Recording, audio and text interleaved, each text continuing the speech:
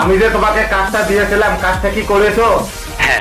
যতই তুমি তেল মারো, কাজ হবে না। এই বড় ভাই,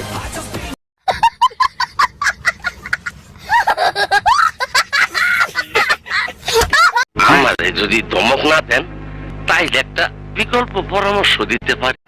এখন আর তোকে পরামর্শ দিতে হবে না, চল তো এখান থেকে যাই।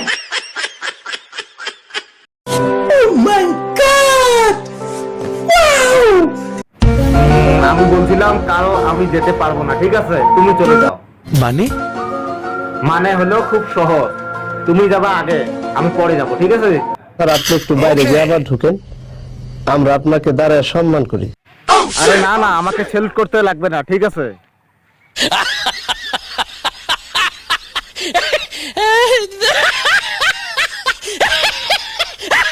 এখন আমার মনে কি চলতেছে তুমি কি জানো? এইটা আমরা জানতাম। Yeah.